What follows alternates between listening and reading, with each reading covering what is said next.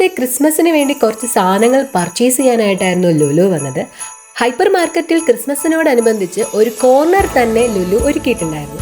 ഞങ്ങൾ ഓരോ വർഷത്തെ ക്രിസ്മസിനും ഓരോ പ്രോപ്പ് വീതം ഞങ്ങളുടെ സ്റ്റുഡിയോയിൽ ആഡ് ഓൺ ചെയ്യാറുണ്ട്. അങ്ങനെ തിരക്കി ഇറങ്ങിയതായിരുന്നു ലുലുവിൽ. ഞങ്ങൾക്ക് രണ്ടുപേർക്കും ഇതുപോലെ പർച്ചേസിങ്ങും അത് ഡെക്കോർ ചെയ്യാനൊക്കെ ഭയങ്കര ഇഷ്ടമുള്ള ആൾക്കാരാണ്. ഞാനാണെങ്കിൽ അത് ഏത് വാങ്ങണോ എന്നുള്ള കൺഫ്യൂഷൻ ആയിപ്പോയി. അതെല്ലാം കൂടെ കണ്ടിട്ട് ഞാൻ ഇക്കടെ ചോദിക്കുമായിരുന്നു, ഇത് വാങ്ങണോ അത് വാങ്ങണോ എന്നൊക്കെ. അങ്ങനെ കുറച്ചധികം സാധനങ്ങളും അവിടെ നിന്ന് വാങ്ങി ലുലു ഒക്കെ ഒന്ന് ചുറ്റിക്കണ്ട് ഞങ്ങൾ അവിടെ നിന്ന് പയ്യെ ഇറങ്ങി.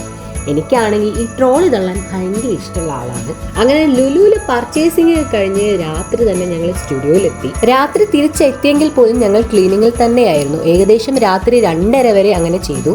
പിന്നീട് ടയേർഡ് ആയപ്പോൾ ഞങ്ങൾ കരുതി രാവിലെ ചെയ്യാമെന്ന്. അങ്ങനെ പിറ്റേന്നും നമ്മുടെ സ്റ്റുഡിയോയുടെ ക്ലീനിങ് ബാക്കി ചെയ്യാനായിട്ട് തീരുമാനിച്ചു.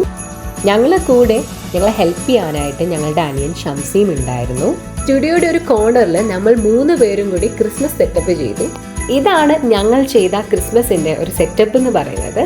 നിങ്ങൾക്കിത് ഇഷ്ടമായോ ഇല്ലയോ എന്ന് എന്നെ അറിയിക്കണം. അതുമാത്രമല്ല, നിങ്ങൾക്ക് ഒരു ക്രിസ്മസ് തീം ഫോട്ടോഷൂട്ട് ആവശ്യമാണെങ്കിൽ ഞങ്ങളെ കോൺടാക്ട് ചെയ്യാവുന്നതാണ്. അപ്പോൾ ബൈ.